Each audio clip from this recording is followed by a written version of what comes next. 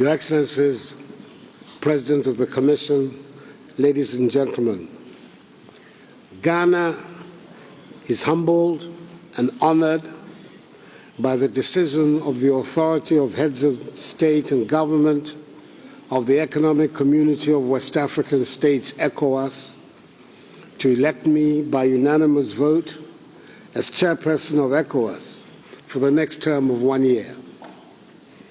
I thank Your Excellencies for this extraordinary privilege, which puts me in the same shoes as my predecessors as presidents of the Republic of Ghana, specifically Their Excellencies Jerry John Rawlings, John Agyekum Kufuor, and John Dramani Mahama, who have enjoyed in times past a similar privilege.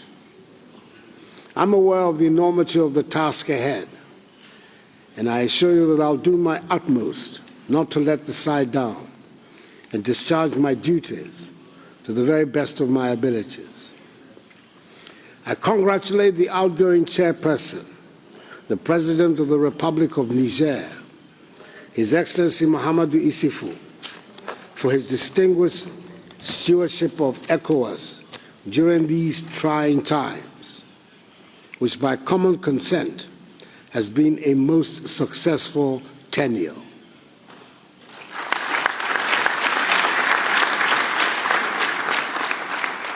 The people and government of Niger are also to be commended for their warm hospitality and for making these excellent facilities available to us over the course of the year. President Issoufou leaves office to the loud applause of his peers. Mamadou, bon ami et cher frère, merci beaucoup pour tout. Mahamadou, my dear brother and friend, thank you very much for everything. Excellencies, I'm fully aware of the challenges which confront West Africa. Past leaders of ECOWAS have demonstrated their collective will and determination to drive the agenda of regional integration, opening up our economic frontiers, encouraging healthy competition amongst member states, and ensuring that we adhere to our formative principles. As much as considerable progress has been made since the establishment of ECOWAS some 45 years ago, we are all agreed that there's much more to be done to consolidate the socio-economic and political gains made over the years. Excellencies, 5 immediate challenges face our regional organization. Firstly, the continuing activities of terrorists in our region, concentrated for the time being in the Sahelian area, involving Mali, Niger, Burkina Faso, and the northern parts of Nigeria. They seek an opportunity to extend their range southwards to the coastal states of the community. The activities of these terrorists form the backdrop to the recent coup in Mali. Secondly, the COVID-19 pandemic, which has attacked the populations and economies of each one of our states. It calls for concerted action on our part to defeat it, including our maximum support to the ECOWAS COVID-19 champion, His Excellency Muhammadu Buhari, President of the Federal Republic of Nigeria. Thirdly, the imminent coming into force of the African Continental Free Trade Area on 1st January 2021, whose secretariat is located in our region, in Ghana's capital, Accra. The economies of ECOWAS should be prepared to take full advantage of this seminal development in the life of our continent, and indeed provide the leadership that will enable the AFCFTA to succeed. Fourthly, the 2020 decision on monetary union within our ECOWAS space. We have all recommitted ourselves to the ECOWAS single currency program and have taken into account the courageous move by our sister nations of the Ouémois community to break their long-standing links with the Banque de France. We need practical measures to advance the process of financial and monetary integration. Fifthly, the consolidation of democratic governance in the turbulent conditions of the community. We must uphold our constitutive texts while acknowledging the national conditions of each of our states. This is the guidance that will enable us to promote a satisfactory resolution of the crisis in Mali. The challenges in these critical regional spheres, such as security, economy, trade, currency, and health, must be addressed in a spirit of genuine cooperation and solidarity if we are to succeed in overcoming them, which we can.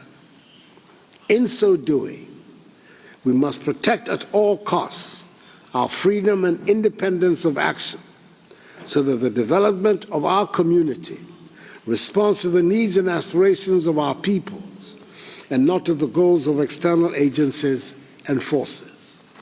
I'm confident that by the grace of God, I can count on the unstinting support of each one of your excellencies in navigating the immediate future of our community. It is important for all of us to recognize that the way forward is to implement regional decisions, such as the ECOWAS Trade Liberalization Scheme, recognizing that ultimately the benefits are in everyone's interest.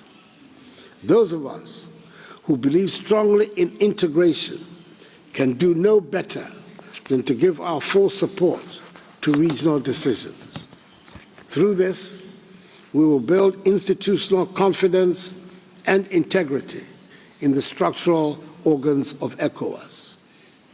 Let us collaborate to ensure that we adhere to and maintain common values of governance, i.e. the principles of democratic accountability, respect for individual liberties and human rights, and the rule of law. Such commonality will facilitate immeasurably the process of bonding amongst the peoples of our community. When we think of West Africa, together with our individual countries, we are not just being Pan-Africanists, we are also being true nationalists. Because what makes West Africa more prosperous will make each of our individual countries more prosperous. Let us give enthusiastic support to community decisions and build rapidly our community.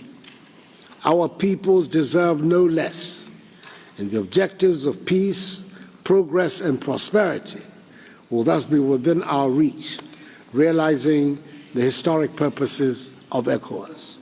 Once again, Excellencies, thank you for this honor.